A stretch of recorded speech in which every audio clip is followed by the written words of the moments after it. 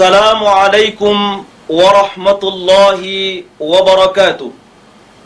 Saudara, Allah Subhanahu wa taala berfirman dalam Al-Qur'an surat An-Nisa ayat 43 yang berbunyi, A'udzu billahi minasy syaithanir rajim. Wa in kuntum marda aw ala safarin aw jaa ahadun minkum minal ghaiti aw lamastumun nisaa falam tajidu ma'an fatayammamu sa'idan thayyiba famsahu biwujuhikum wa aydikum innallaha kana afuwan ghafura. Dan jika kamu sakit atau sedang dalam musafir atau bepergian atau kembali dari tempat buang air atau kamu telah menyentuh perempuan kemudian kamu tidak mendapatkan air, maka bertayamumlah kamu dengan tanah yang baik atau suci. Sapulah mukamu dan tanganmu, sesungguhnya Allah Maha Pemaaf lagi Maha Pengampun. Itulah dasar bertayamum. Bagaimana cara kita bertayamum? Pertama, mengucapkan basmalah disertai dengan niat yang ikhlas karena Allah. Kedua, meletakkan kedua telapak tangan pada debu.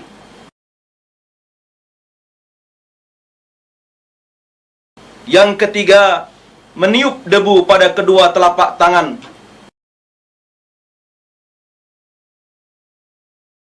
Keempat, mengusap wajah.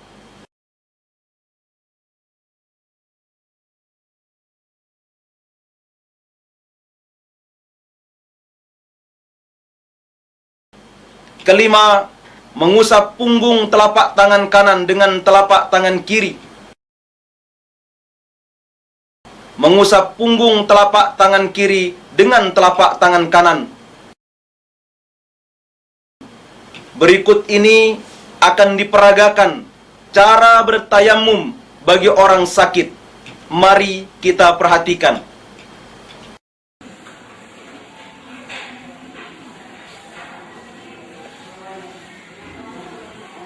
Bismillahirrahmanirrahim.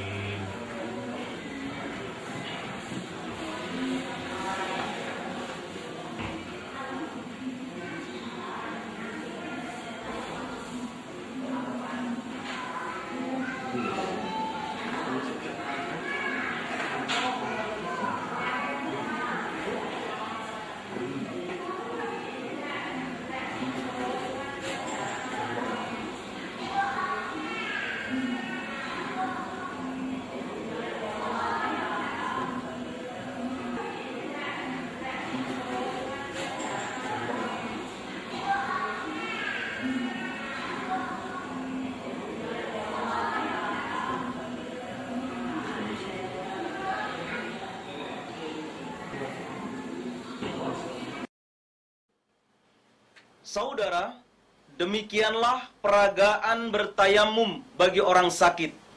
Lalu, bagaimana bertayamum bagi orang musafir?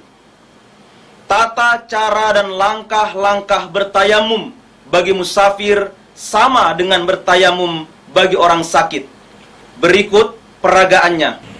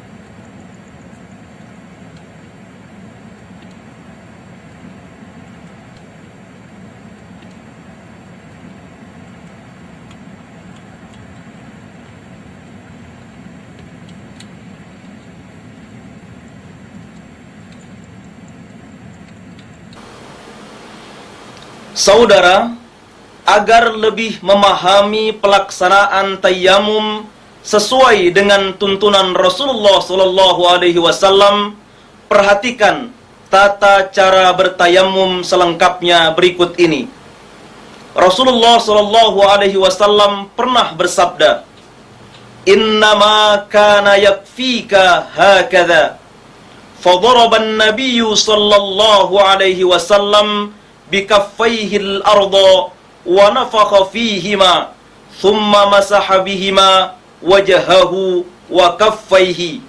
Rawahul Bukhari. Sesungguhnya mencukupi bagimu begini. Lalu beliau meletakkan kedua telapak tangannya di tanah dan meniupnya. Kemudian mengusap muka dan kedua telapak tangannya. Hadis riwayat Al-Bukhari. Sama halnya berwudu. Bertayammum dimulai dengan membaca basmalah. Hal ini berdasarkan hadis yang diriwayatkan dari Abu Hurairah yang berbunyi, "Kullu amrin dhi balin la yubda'u fihi bi bismillahirrahmanirrahim aqta."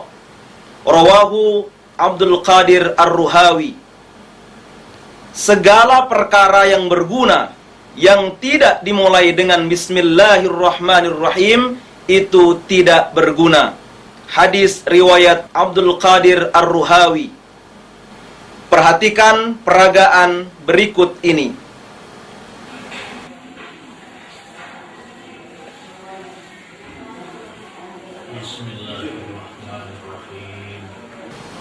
Setelah itu, meletakkan kedua telapak tangan pada debu.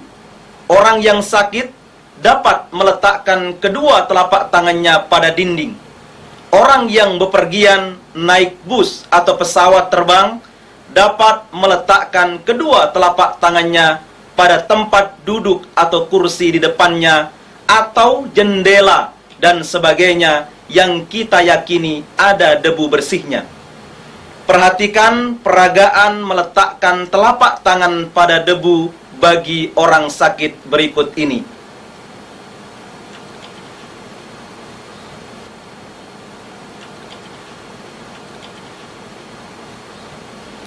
Langkah selanjutnya adalah meniup debu pada kedua telapak tangan. Mari kita perhatikan peragaan berikut ini.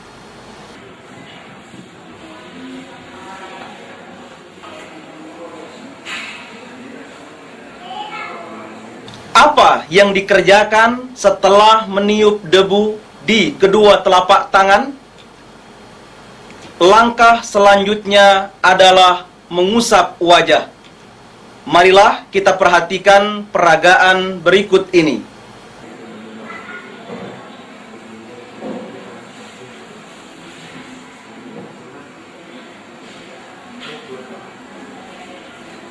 Setelah mengusap wajah, apa yang dikerjakan?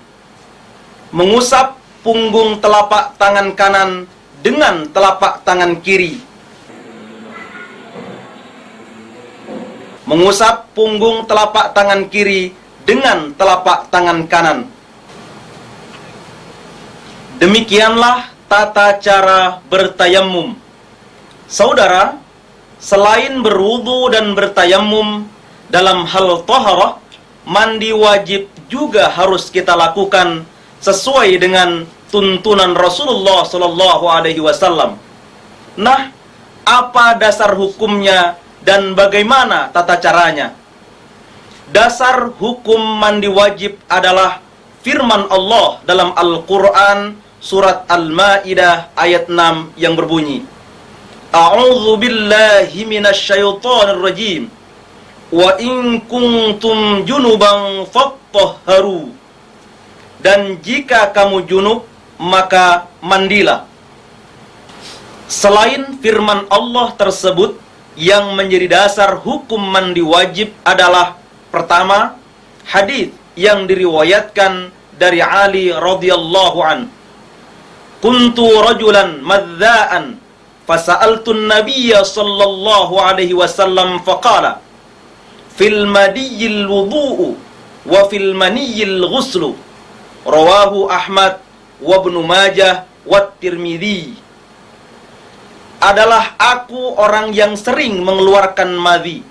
Maka aku bertanya kepada Nabi SAW, maka jawabnya, keluar madhi harus wudu dan keluar mani harus mandi.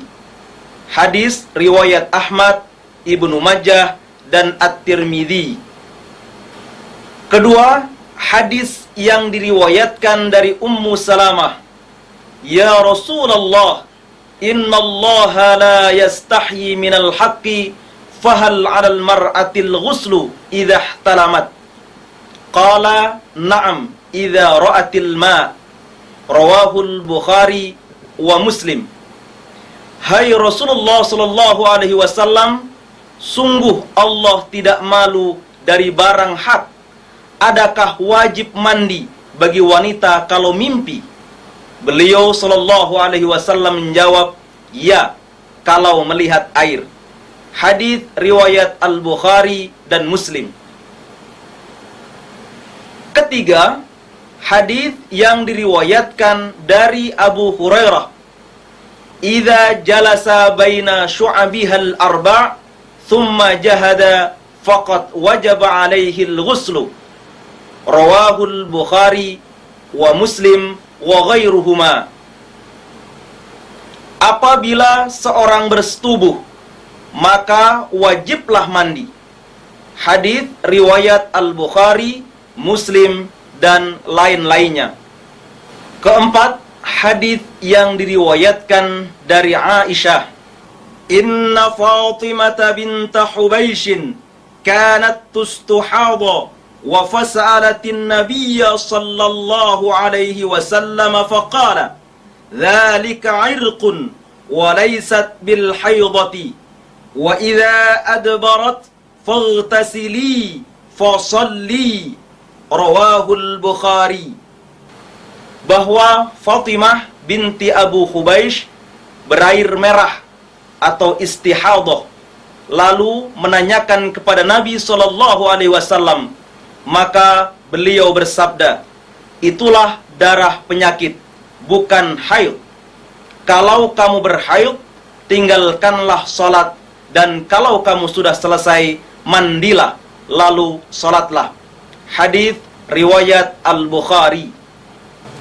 Berdasarkan firman Allah dan hadis tersebut, orang yang wajib mandi adalah orang yang pertama melakukan hubungan suami istri, yang kedua mengeluarkan mani karena bermimpi, dan ketiga setelah mengalami haid atau nifas. Nah, bagaimana tata cara mandi wajib? Sesuai dengan hadis yang diriwayatkan dari Aisyah. Kana idza ightasala minal janabati yabda'u fayaghsilu yadayhi thumma yafrighu biyaminihi ala shimalihi fayaghsilu farjahu thumma yatawadda'u wudu'ahu lis-salati thumma ya'khudhu al-ma'a wa yudkhilu asabi'ahu fi usul ash-sha'ri hatta idza ra'a an qad istabra'a hafana 'ala ra'sihi 3 hafanatin thumma afadha 'ala sa'iri jasadihi thumma ghasala rijlaihi. Rawahu Muslim.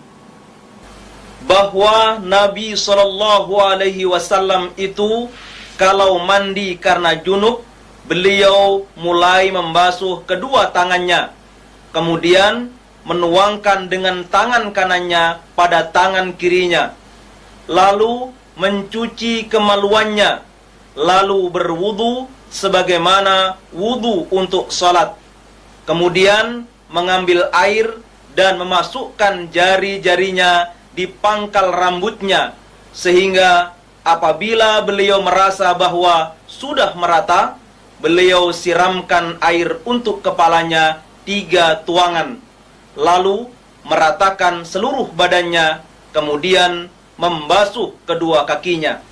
Hadis riwayat Muslim. Berdasarkan hadis tersebut, tata cara mandi wajib adalah sebagai berikut. Pertama, mulailah dengan membasuh atau mencuci kedua tangan dengan niat yang ikhlas karena Allah. Kedua, lalu cucilah kemaluan. Ketiga, lalu berwudu sebagaimana wudu untuk salat. Yang keempat, kemudian ambillah air dan masukkanlah jari-jari tanganmu pada pangkal rambut dengan disertai wangi-wangian sampai merata. Bagi perempuan, hal itu dikerjakan sesudah rambut dalam keadaan terlepas. Kelima, mulailah dengan menyiram air pada bagian sisi kanan kepala 3 kali. Kemudian pada sisi kiri demikian pula. Setelah itu, siramlah seluruh tubuh dan digosok. Keenam, kemudian basuhlah kedua kakimu dengan mendahulukan yang kanan atas yang kiri. Jangan lupa, kita tidak boleh berlebih-lebihan dalam menggunakan air. Mari kita senantiasa ittiba pada Rasulullah sallallahu alaihi wasallam. Assalamualaikum warahmatullahi wabarakatuh.